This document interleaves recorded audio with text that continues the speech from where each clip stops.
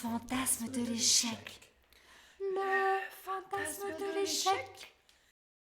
Moi, je suis une victime de l'art. C'est-à-dire, il y a des gens, ils vous disent c'est merveilleux, il y a des beaux discours dans les livres, partout, à l'art, c'est tellement merveilleux, une aventure, tout ça. Par exemple, moi, ma femme, on interdira à notre enfant de faire de l'art. Et ça, comme par exemple ma femme dit toujours, si mon fils a la moindre ambition artistique, je ferai comme le papa de Nureyev qui le fouettait pour l'empêcher de danser. Il n'est pas question de... C'est-à-dire, c'est une activité... Il s'agit d'une réflexion 5, poétique et excentrique sur la question, la notion de l'échec au sein du milieu artistique. 0. Rémi Peregrine, sociologue, spécialiste de la culture et du travail. D'où vient cette idée qu'une vie est représentée comme une ligne droite dont la valeur ne peut être appréciée qu'en termes de réussite ou d'échec? Évidemment, cette idée ne va pas de soi. Avant de partir, je me suis fait tirer les cartes. Vous passez bien, hein. Vous pouvez être en haut de l'affiche si vous voulez. Il faut vous donner un peu la peine, si vous voulez, vous pouvez quand même. Hein. Vous vous contentez de ce qu'on vous donne. Vous, hein. Je peux vous dire que là, si vous faites vos projets, ça marche. Hein. D'accord. Bon, il y a une augmentation. Mon périple commence à Lyon, où je vis, et se termine à Paris, en passant par la campagne, où j'ai passé mon enfance. Le fantasme de l'échec. Le fantasme de l'échec. J'ai choisi d'aller voir des artistes plus ou moins bien placés sur l'échelle convenue de la réussite.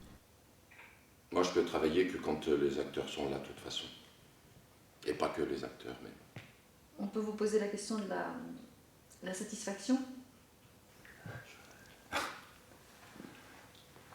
La satisfaction. Votre projet questionne la réussite sur un ton badin. Vous semblez vous-même être, selon vos dires, en situation d'échec.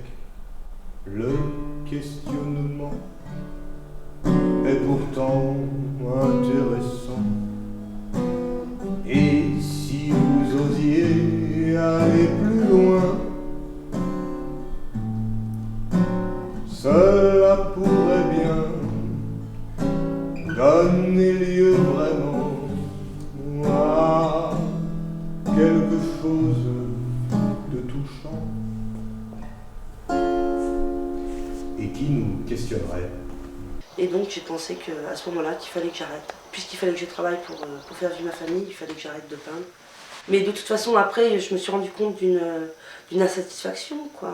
Parce que quand je peins pas, je trouve pas beaucoup de sens à ma vie, quoi. Ça peut être dur à dire parce que j'ai une famille, mais ça suffit pas. Je suis quelqu'un de très solitaire dans le monde de l'art.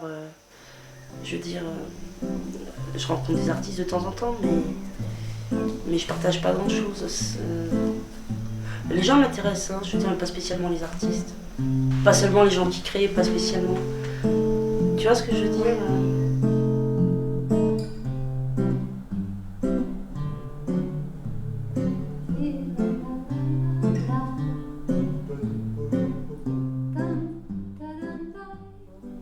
Plus un public est large, moins sa compétence artistique est élevée, non?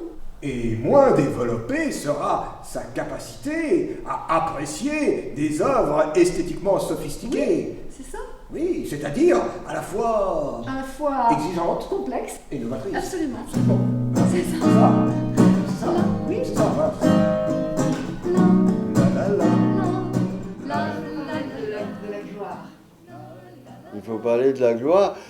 C'est d'accord. Enfin, vous m'avez dit pourquoi pas. Ah, pourquoi pas? Non, oui. Je crois que c'est un mot qui n'est pas ridicule. Et peut-être qu'on préférerait ce mot-là à célébrité. Parce que célébrité, c'est un peu numérique. C'est le nombre de personnes qui vous connaissent. Mais est-ce qu'il est nécessaire d'être connu du monde entier pour être glorieux? C'est pas sûr.